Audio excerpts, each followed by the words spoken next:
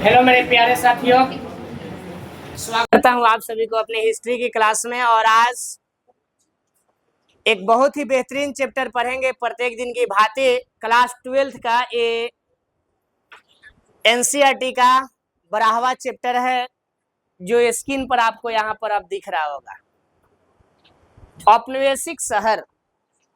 तो हम लोग सबसे पहले जानेंगे औपनिवेशिक शहर के बारे में, कॉलोनी टाउन के बारे में जानेंगे कि कौन कौन ऐसे शहर था जो कि ब्रिटिश का गुलाम हुआ। किसका गुलाम? ब्रिटिश का। समझ रहा ना? यानी हमारे देश में अंग्रेज आए और आ करके हमें धीरे धीरे धीरे धीरे धीरे धीरे क्या बना लिए हो? गुलाम बना लिए। तो सबसे पहले कौन सा शहर गुलाम हुआ, उस शहर के बारे में जानेंगे। देखो बाबू, एक बता रहे हैं बात। सबसे पहला आप लोग याद रखेंगे, उपनिवेश क्या होता है। क्या होता है वो? उपनिवेश। तो उपनिवेश की बात करें माय डियर, तो जब कोई शक्तिशाली देश अपने से कमजोर देश को अपने अधीन रख करके, यानी आपन शासन जो होता है उस कमजोर देश पर चलाता है, तो वो कमजोर देश वो शक्तिशाली देश का क्या बनता है? उपनिवेश।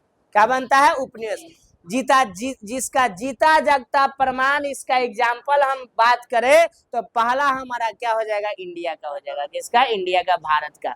क्योंकि भारत बताओ कितने 100 वर्षों तक ब्रिटेन का गुलाम रहे? बोलो कितना? 200 वर्षों। कितना? 200 वर्ष। यानी 1757 में एक युद्ध होगा। आप लोग बताएंगे कि कौन सा युद्ध हुआ था? बोलिए। 1757 में प्लासी का युद्ध। कौन युद्ध? प्लासी का युद्ध। 1757 में जब प्लासी का युद्ध हुआ था तो आपको हम पीछे बताए थे, बोलिएगा। दो बात बोले थे। जो प्लासी का युद्ध हुआ था वो बंगाल के नवाब का नाम क्या था? बंगाल का राजा सिराजुद्दौला। और दूसरा ईस्ट इंडिया कंपनी। बंगाल के नवाब और ईस्ट इंडिया कंपनी दोनों के बीच में युद्ध हुआ। और दुख की बात यह है कि हमारे बंगाल के नवाब साहब सिराजुद्दौला हार गए और ईस्ट इंडिया कंपनी जीत गई। ईस्ट इंडिया कंपनी का हो गई? जीत गई। जब एक कंपनी जीती तो कंपनी जीतने के बाद हमें ये पता चल गया कि हम कितने पानी में हैं। किसको पता चल गया? अंग्रेजों को। समझ रहा हो ना? इसके बाद वो जब पता कर लिए कि हम कितने औकात में है, कितने पानी में है, तो इसके बाद में क्या हुआ कि इसके बाद जो है, समझ रहे हो क्या हुआ? क्या हुआ? क्या हुआ? नहीं पता है? हाँ, यही हुआ कि कंपनी जो है शोषण करना शुरू कर दिया। किसका शोषण?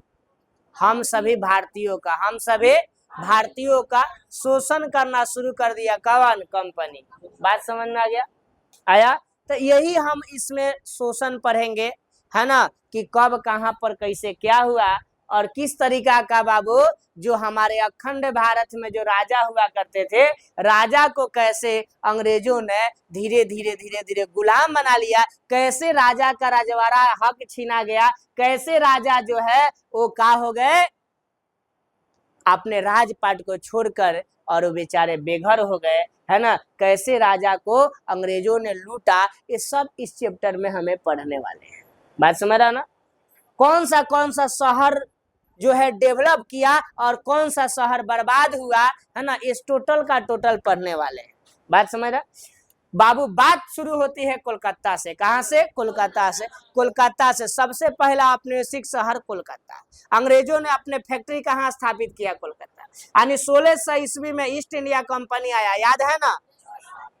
1600 से लेकर 1750 तक लगभग ईस्ट इंडिया कंपनी का राज चलेगा। 1757 के युद्ध के बाद यानी अंग्रेज जो है हम सभी पर अत्याचार करेंगे। और 1757 से लेकर के 1947 तक, यानी 200 वर्षों तक कहा जाता है ना, भारत जो है ब्रिटेन का गुलाम रहा। यही तो चलिए देखिए, बहुत ही प्यारा चैप्टर यहाँ पर नाम दिख रहा होगा, है ना। क्या दिख रहा है भाई? बोलो तो क्या दिख रहा है?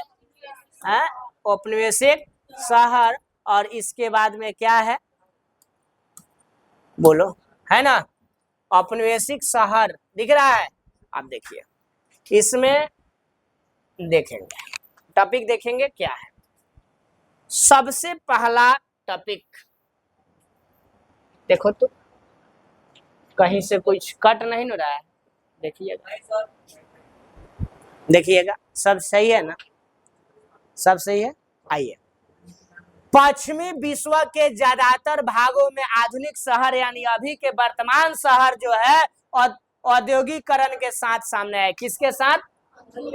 औद्योगिकरण, जो इंडस्ट्री है, जो इंडस्ट्री आया, फैक्ट्री आया, कल कारखाना आया, उसी के साथ जो है एक आया, ज्यादातर भागों में आधुनिक शहर आए, जिसको हम लोग औद्योगिकरण कहते हैं। क्या कहते हैं? औद्योगिक। बात समझिए, एक मतलब क्या भाई, पश्चिमी जो भाग है, वो पश्चिमी भाग में ज्यादातर जो शहर आए, ज्यादा से ज्यादा जो शहर आए, वो ज्यादा से ज्यादा शहर जो आए वो कैसे आए?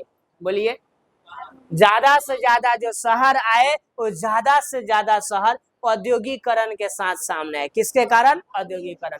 औद्योगिकरण का मतलब कल कारखाना, फैक्ट्री जो स्थापित हुआ हमारे पश्चिम भारत में, तो वही से ये शहर का क्या हुआ? विकास हुआ। बात समझ में आया? बात मतलब अपन पश्चिम भारत में बाबू जो शहर बने, वो किस कारण बने?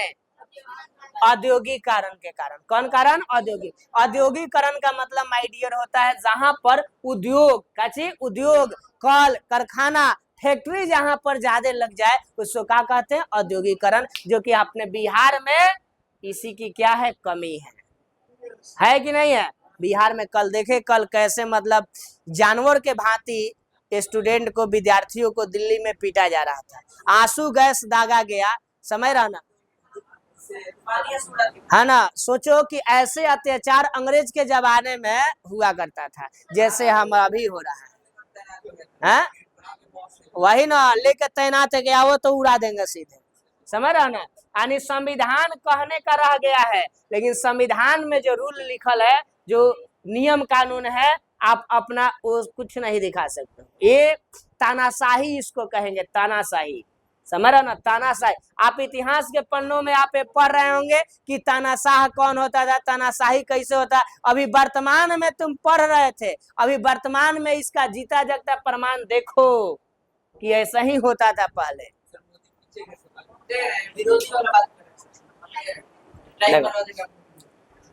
करा पश्चिम विश्व में ज्यादातर भागों में आधुनिक शहर औद्योगिकरण के कारण हुआ। कोई दिक्कत है? सुनिए दूसरा नंबर, कलकत्ता हो गया बाबू। क्या हो गया? कलकत्ता। सुनो, पहला बताइए ना कलकत्ता, ओकरा बाद बम्बई, आ बम्बई के बाद चेन्नई। देख लीजिएगा सर, कलकत्ता है, बम्बई है और चेन्नई। देख बाबू,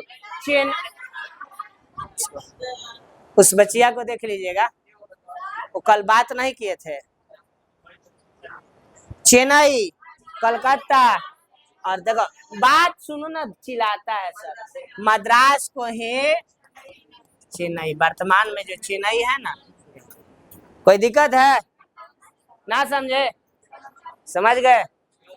तीन गो शहर बोला, कौन कौन? कोलकाता। देखो पहले नाम रहा कलकत्ता, यही से कलकत्ता लिखल बा। और बाद में बम्बई पहले नाम रहे, अभी मुंबई जो कहते हो। पहले नाम था मद्रास, अभी चेन्नई है कि नहीं? तो तीन गो, ये तीनों का तीनों समुद्र के किनारे है, नदी के किनारे है। तो अंग्रेज जब बड़ी बड़ी अपन नावे लेकर आते थे, तो इसी के किनारे ना स्थापित करेंगे हो, इसी के किनारे रहेंगे ना। तो इस तीन गो महत है। देखो ए है, याद रखिए, प्रेसिडेंसी शहर। कौन शहर? ये आता है प्रेसिडेंसी शहर। क्या होता है बताओ सब, कोई बता सकता है? कि कोलकाता, मुंबई और चेन्नई, ये तीन गो शहर था, प्रेसिडेंसी शहर था। देखो प्रेसिडेंसी का मतलब होता है जहां से बिजनेस, व्यापार जो है आगे बढ़ते हो। क्या होता हो? बिजनेस, व्यापार बहुत बड़े पैमाने पर आगे बढ़ता हो, उसी को कहा जाता है। जो कि ये नोट्स में मेरे आगे लिखा हुआ है, इसलिए इसको यहाँ पर अभी ज्यादा दिमाग पर जोर डालने की जरूरत नहीं है। बस इतना समझ गए, जहां से बिजनेस व्यापार ज्यादा होता है उसको क्या कहते हैं बाबू? प्रेसिडेंसी शहर। कोई दिक्कत? तो कई गो शहर आए हो? तीन गो। बोला अपना जुबान से, कौन कौन? कोलकाता, मुंबई और चेन्नई। देखो ए रूप में तेजी से बढ़ रहा था, प्रेसिडेंसी शहर के रूप में बढ़ रहा था। कर ए शहर भारत में ब्रिटिश सत्ता के केंद्र बन गए, ना समझे। कोलकाता, मुंबई और चेन्नई तीनों जो है ब्रिटिश सत्ता के केंद्र बन गए, यानी अंग्रेज अपन सत्ता कहाँ स्थापित करने लगा, बोलो। ये तीनों शहर में, कोलकाता में, मुंबई में और चेन्नई में। बात बुझा गया, बात समझ में आया। ये तीनों शहर में यानी ब्रिटिश सत्ता के केंद्र बन गए, यानी ब्रिटिश जो है अपन क्या गाड़ दिया, अपन झंडा गाड़ दिया। यही से यानी सत्ता का केंद्र का मतलब, यही से जो ब्रिटिश है अपन पूरे सत्ता संभालने लगा, यहाँ से अपन पूरे बिजनेस को फैलाने लगा, यहाँ से ब्रिटिश जो है धीरे धीरे धीरे धीरे पनपना शुरू हो गया, फलना फूलना हो गया, यानी यही शहर से। बात समझ में आया। उसके बाद धीरे धीरे पूरे जगह पर फैलेगा, पर यही रहेगा। देखो अब देखिए क्या लिखल है, थोड़ा बड़ा हो जाए। जब अंग्रेजों ने स्थानीय राजाओं को हरा दिया, जैसे सिराजुद्दौला का नाम लिया है ना, बंगाल के नवाब सिराजुद्दौला, देखो है ने क्या हुआ, जब अंग्रेजों ने स्थानीय राजा को हरा दिया और शासन के नए केंद्र पैदा हुए। जब राजा को हराएगा तो शासन का नया केंद्र पैदा होगा ना, हो तो क्षेत्रीय सत्ता के पुराने केंद्र ढह गए, ना समझे। क्षेत्रीय सत्ता के पुराने केंद्र ढह गए, यानी जो पहले से राजा महाराजा जो अपन सत्ता स्थापित करता था, पहले से जो राजा महाराजा का जो केंद्र थे सत्ता करने का, वो सब का हो गए, ढह गए। अब नया का नया का हो गया, बोलो। अब नया का नया जो है केंद्र स्थापित हो गया। जैसे मान लो छपरा के बारे में एग्जांपल ले लेते हैं। मान लीजिए कि अभी सपोज डेट म्यूनिसिपल चौक, थाना चौक, साहेबगंज बाजार वगैरह उधर का मतलब डेवलप है कि नहीं। लेकिन मान लो कि ये शहर अगर छपरा शहर उपनिवेश बन जाए, अंग्रेज आएंगे तो पहले के जमाने के हिसाब से आज भी नदी में आएंगे, बड़ा बड़ा नाव लेकर आएंगे। तो ये जो नीचे वाला जितना एरिया है, जान टोला, धैले है, कटरा, नवाजी टोला, इधर के एरिया में वहां उनकी नाव रुकेगी। जितना जो इधर के जो क्षेत्र होगा कटरा साइड का नीचे वाला क्षेत्र, उधर उपनिवेश बनेगा कि नहीं, बोलो। उधर उनका सत्ता स्थापित होने लगा। वो म्यूनिसिपैलिटी चौक और इसके बाद थाना चौक थोड़ी जाएंगे, हो वो इधर के केंद्र में क्या करेंगे, अपन बड़ा बड़ा बिल्डिंग्स बनाएंगे। इसका जीता जागता प्रमाण है, देखिएगा छपरा के पुराना पुराना जितना बिल्डिंग दिखता होगा सब नीचे वाला रोड में दिखता होगा, दिखता है ना, बहुरिया कोठी वगैरह जो चलता है ना, सब वो पीछे वाला में दिखता होगा। क्योंकि जो उपनिवेशिक शहर था बाबू, तो उस समय अंग्रेज का उधर जितना बड़का बड़का सेठ मरवाड़ी का देखिएगा आज घर होगा, सब नीचे वाला रोड में होगा ना उधर। क्योंकि वो सब क्या था, क्योंकि वही उधरे से व्यापार होता था। बात समझ रहा ना। तो यही एग्जाम्पल बस यहाँ का दिमाग में याद रखिए, वहां बात है कि वहां भी यही हुआ कि जो उपनिवेशिक शहर थे, उपनिवेशिक शहर के ए बाबू जो अंग्रेजों के द्वारा जो बनाया गया, जो नया रूल रेगुलेशन आया, जो नियम कानून जो सत्ता करने का हुआ, वो पुराने के हिसाब से क्या हो गया, अलग हुआ। पुराने का ढह गया और नए का क्या हुआ। ये बाबू ए हीरो, जैसे दिल्ली की बात करेंगे, ध्यान देना, 1911 तक दिल्ली धूल फांक रहा था। 1911 तक दिल्ली धूल फांक रहा था। 1911 तक दिल्ली में कोई भी डेवलपमेंट नहीं था, एकदम झुग्गी झोपड़ी पट्टी था। 1912 में जब अंग्रेज जब भारत की राजधानी जब दिल्ली बना लिए, औपनिवेशिक शहर जब दिल्ली बन गया, तो 12 से दिल्ली के जान में जान आई, यानी दिल्ली में 12 से डेवलपमेंट शुरू हुआ। यानी 11 तक 1911 तक दिल्ली एकदम झुग्गी झोपड़ी था। बात समझ गए। तो जब 11 तक दिल्ली का कोई डेवलपमेंट नहीं, 12 से जब दिल्ली का डेवलपमेंट हुआ, तो तुम क्या कहोगे, अंग्रेजों का औपनिवेशिक शहर ना बोलोगे हो कि अंग्रेजों का जो औपनिवेशिक शहर था ये नया नया क्या हुआ, डेवलपमेंट हुआ, जो कि दिल्ली आज देखो कि मशहूर है। देखो बताएंगे, देखो मुगल सल्तनत दिल्ली में था, तो मुगलों ने क्या किया, मुगलों ने जो है लूट लिया, है ना। मुगलों ने क्या किया, 1200 से लेकर के तुम्हारा 1600 की बात करेंगे तो मुगल का ही काल है। 1600 ईस्ट इंडिया कंपनी आएगा, लेकिन 1600 से लेकर के या 1700 तुम्हारा 1600 से लेकर के और बता दे 1911 तक जो है उसमें दिल्ली का डेवलपमेंट नहीं। जब औपनिवेशिक शहर जब बना अंग्रेजों का, तब जाकर के दिल्ली क्या हुआ, दिल्ली जो है डेवलप होना होगा, जो आगे बताएंगे। देखो इसी प्रक्रिया को अक्सर शहरीकरण कहा जाता है। क्या कहा जाता है? शहरीकरण। जो अंग्रेज अब धीरे धीरे शहर बसाने लगे तो इसको शहरीकरण कहा जाएगा। जैसे सुन लो, व्यापार का केंद्र सबसे बड़ा क्या नाम है? मछलीपट्टनम। क्या है? मछलीपट्टनम। सूरत, श्रीरंगपट्टनम जैसे शहर का 19वीं सदी में काफी ज्यादा है ना विशहरीकरण हुआ। क्या हुआ? विशहरीकरण। ना समझे? क्या समझे? यानी सबसे पहले क्या लिखल है? मछलीपट्टनम। क्या लिखा है? मछलीपट्टनम।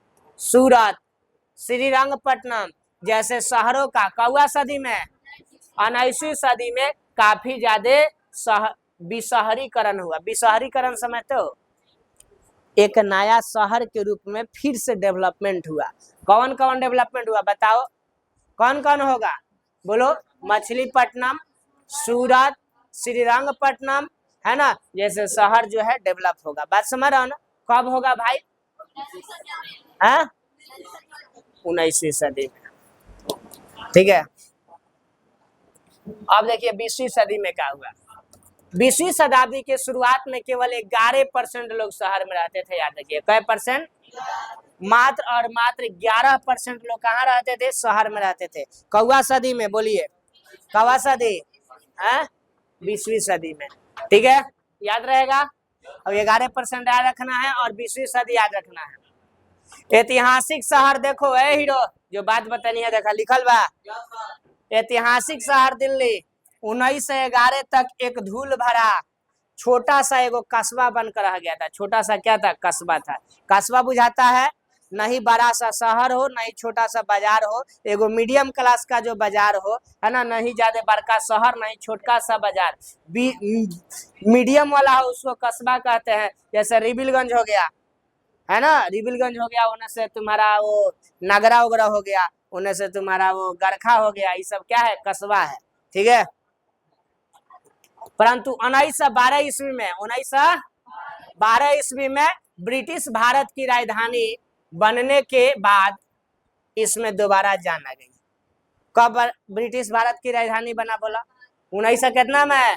1912 में। कितना बना? 1912 में। 1912 में ब्रिटिश भारत की राजधानी जब बना, कौन बना? दिल्ली। का बना? दिल्ली। 1912 में। याद रखिएगा, बहुत इंपोर्टेंट है, पूछता है ब्रिटिश भारत की राजधानी दिल्ली कब बना? 1912 में। जब 1912 में ब्रिटिश भारत की राजधानी बना तो दिल्ली में क्या हो गए? जाना गई। क्या गई? दिल्ली में जाना गई। ठीक है। मछलीपट्टनम 17वीं शताब्दी में एक महत्वपूर्ण बंदरगाह के रूप में उभर करके सामने आया। कौन शताब्दी में?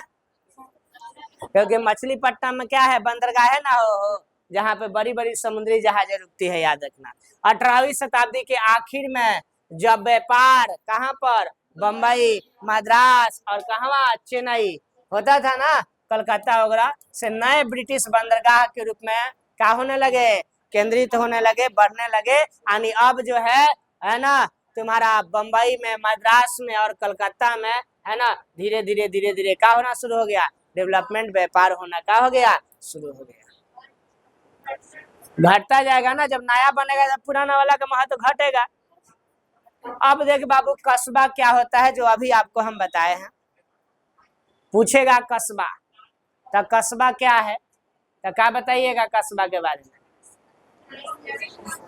कस्बा एक ब्रिटिश विशिष्ट प्रकार की जो है आर्थिक और सांस्कृतिक गतिविधियों का केंद्र हुआ करता था। नहीं बड़का सा शहर, नहीं छोटका सा बाजार। सिंपल भाषा में, कस्बे में शिल्पकार रहते थे। कौन?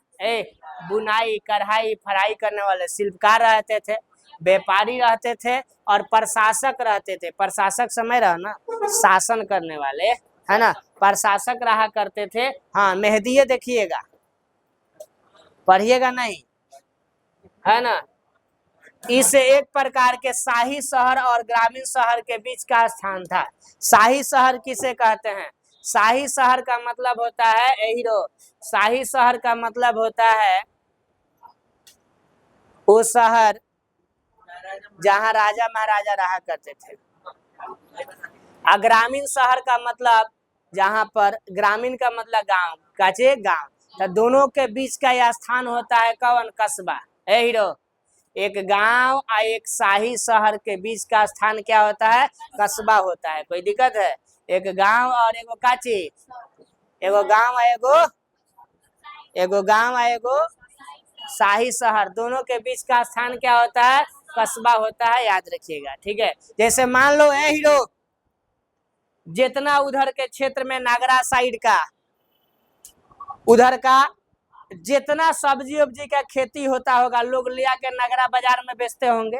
फिर वो नगरा से छापरा में आता है, होने से एरिया के जितना रिबिलगंज में पहले आएगा, फिर रिबिलगंज से इधर आएगा, होने डोरीगंज में आएगा, है ना, डोरीगंज में परवल वगैरह होता है, और डोरीगंज से बड़ा बड़ा गाड़ी पर लाद कर छपरा में आएगा।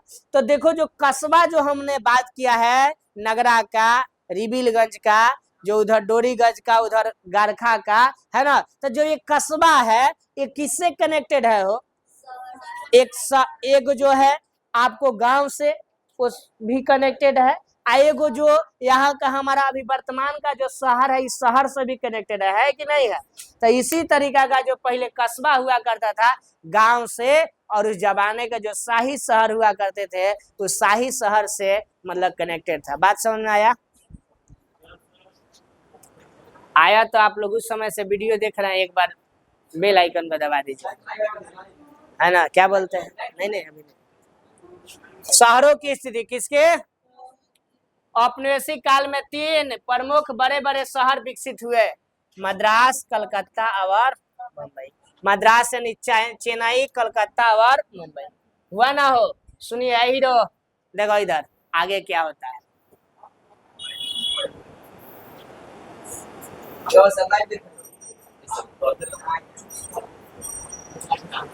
ये 3 शहर मूलतः मत्स्य ग्रहण, काचे मत्स्य ग्रहण मतलब मछली को ग्रहण करना, बुनाई और गांव के थे। ये तीनों शहर क्या थे? मछली वहां पर का आयात निर्यात होता था, वहां पर बुनाई होता था और गांव वगैरह जुड़ा हुआ था। इंग्लिश ईस्ट इंडिया कंपनी के व्यापारिक गतिविधियों के कारण महत्वपूर्ण ये सब क्या बन गए? केंद्र बन गए। कौन? बम्बई, कोलकाता और मद्रास। समझ रहा ना? कह रहा है बाद में शासन के बने जिन्हें प्रेसिडेंसी शहर कहा गया। नहीं लिखल है ना? बाद में क्या बना? बाद में शासक के केंद्र बना जिन्हें प्रेसिडेंसी शहर कहा गया। बताए थे ना, प्रेसिडेंसी शहर जो शासक शहर बन जाएगा। यानी यहाँ पर कौन रहेंगे बाबू? यहाँ पर कौन रहेंगे? इंपॉर्टेंट टॉपिक है। कौन रहेंगे? राजा, जो शासन करने वाले रहेंगे, और शासन करने वाले रहेंगे, इसीलिए इसको क्या कहेंगे? प्रेसिडेंसी शहर कहेंगे। कोई दिक्कत है? यार लाइव नहीं चला रहे ना। शहरों का महत्व इस बात पर निर्भर करता है कि प्रशासन तथा आर्थिक गतिविधियों का केंद्र कहाँ है। प्रशासन और आर्थिक गतिविधियों का केंद्र कहाँ है? क्योंकि वही रोजगार व व्यापार तंत्र मौजूद होता है कि नहीं है? बताओ बाबू, जहाँ बड़का बड़का शहर रहेगा वही जानो रोजगार और व्यापार केंद्र महत्वपूर्ण होगा कि नहीं? तो वही कह रहा है। मुगलों द्वारा, किसके द्वारा? अभी आप लोग थोड़ा देर पहले मुगल की बात कर रहे थे, तो यही कह रहा है। सुनो, मुगलों द्वारा बनाए गए शहर प्रसिद्ध थे, था कि नहीं था? मुगलों द्वारा बनाए गए शहर प्रसिद्ध थे, है ना? केंद्रीकरण थे। केंद्रीकरण मतलब एक जगह एकत्रित, एक जगह केंद्रित थे। अपने विशाल भवन और अपने शाही, सुन लो ए बाबू, बड़ा बड़ा विशाल भवन और अपनी शाही शोभा एवं समृद्धि के लिए, ध्यान दीजिएगा, जो ये शहर थे, ध्यान देना हीरो, जो शहर थे अपने विशाल कचे, ये तो केंद्रीकरण थे, मतलब एक केंद्र पर स्थित थे। अपनी विशाल यानी बड़े बड़े इसमें भवन था। अपनी शाही मतलब राजघराने का, है ना, जो राजा महाराजा का था, अपनी शाही। और इसके बाद शोभा और समृद्धि के लिए, यानी शोभा के लिए और समृद्धि मतलब समझते हो ना, लालसा। समृद्धि मतलब लालसा, डेवलपमेंट के लिए सब शहर क्या थे? प्रसिद्ध थे। जिसमें सुन लो क्या क्या आएगा हीरो, राजा महाराजा शाही जमाने में, जो अंग्रेज के जमाने में नहीं बल्कि किसके, मुगलों के काल में। कौन काल में? मुगल काल में। कहाँ कहाँ रहते थे? आगरा। नाम सुन ले बड़ा। तब वही तो आगरा में क्या बा? ताजमहल है। किसके द्वारा बनवाया गया था? शाहजहां, है ना। तो जो आगरा में जो ताजमहल शाहजहां बनाया था, शाही केंद्र होगा कि नहीं हो? बोलो। था ना। आगरा के बाद दिल्ली में है ना हो, जामा मस्जिद है, कुतुब मीनार है कि नहीं? तो वो घड़ी मुगल के काल में डेवलपमेंट हुआ कि नहीं? बोलो। लाहौर है, लाहौर में भी बहुत सारा है, ठीक है। और ये सब शाही प्रशासन के केंद्र थे ना, बुझलो। पूछेगा शाही प्रशासन के केंद्र था, क्या कहिएगा? कोलकाता, दिल्ली, कोलकाता, दिल्ली। अच्छा कोलकाता होगा, मैं कोलकाता होगा, कोलकाता थोड़ी होगा, आगरा होगा, दिल्ली होगा, लाहौर होगा। ये सब मुगल के काल में क्या थे? फेमस थे। समझ रहा ना? कोई दिक्कत? सुन, शाही नगर। ए हीरो, पीछे वाली दीदी लोग, लुक यार, तेरा टीचर का ध्यान इधर है, आपका ध्यान किधर है? देखो इधर। शाही नगर किले बंद होते थे बाबू, चारों ओर से काची रहे, किला बंद। किला बंद मतलब चारों ओर से घेरा गया था। घेरा बंद समझते हो? अरे बड़का बड़का आज कंपनी वंपनी देखेला ना, चारों ओर से घेरा रहेला, देखते हो ना। यही शाही जो नगर होते थे, किले बंद होते थे। देखो इस नगर में क्या होता था? वहां पर उद्यान होता था। उद्यान समझते हो ना? क्या जी? गार्डन, बगीचा। यहाँ उद्यान होता था। यहाँ क्योंकि मुगल का काल है तो घड़ी मस्जिद भी होगा, उसमें रहने वाले हिंदू भी रहेंगे तो उनके लिए मंदिर भी होगा। और इसके बाद वहां पर इस्लाम धर्म से संबंधित, क्योंकि मुगल काल है तो उसमें जहां लोग मरेंगे तो उनको जो दफनाया जाएगा, तो जहां दफनाया जाता है वो क्या कहलाता है? मकबरा। जैसे अपना बिहार में, बिहार का ताजमहल का किसको कहा जाता है? वो मकबरा है, बताओ, याद है? अपने बिहार में है, दक्षिणी बिहार, शेर शाह सूरी का मकबरा सासाराम। कौन सा? सासाराम में जाइएगा तो उसको बिहार का हीरो, उसको बिहार का ताजमहल कहा जाता है। सासाराम का, सासाराम में जो शेर शाह सूरी का मकबरा है, और शेर शाह सूरी के मकबरा को बिहार का ताजमहल कहा जाता है। इसलिए कहा जाता है क्योंकि वो ताजमहल के ही डिजाइन से बनाया है। तो मकबरा उसी को कहते हैं जहाँ इस्लाम धर्म में कोई व्यक्ति का डेथ होता है और उसको दफना करके और बड़ा सा वहाँ बिल्डिंग बना दिया जाता है, तो उसको क्या कहते हैं? मकबरा। क्या कहते हैं? मकबरा। तो बिहार में शेर शाह सूरी का मकबरा है, जो कि बिहार का ताजमहल। मार दो ना एग्जाम्पल खींच के। मकबरा हुआ करता है कारवा, कारवा। इसके बाद सराय, बाजार, महाविद्यालय, सभी किले के भीतर के अंदर। भीतर अंतर में क्या अंतर है? अंतर होता था। तथा विभिन्न दरवाजे से आने जाने पर नियंत्रण होता था। विभिन्न दरवाजे से आने जाने पर क्या था? नियंत्रण था। यानी सब दरवाजा से लोग नहीं किला में अंदर एंट्री कर सकता था। समझ तो प्रजा के राजा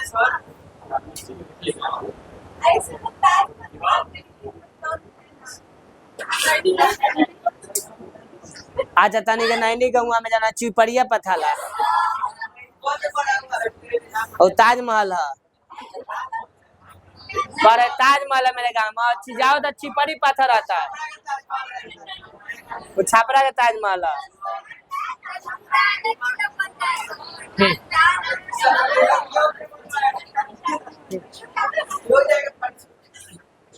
उत्तर भारत के मध्यकालीन शहर में है का है? कोतवाल। कचे कोतवाल नामक राजकीय अधिकारी नगर के आंतरिक मामलों पर नजर रखता था। ए बाबू, पहले के जमाने में जो कोतवाल हुआ करता था, वो कोतवाल इस पर नजर रखता था, ठीक है।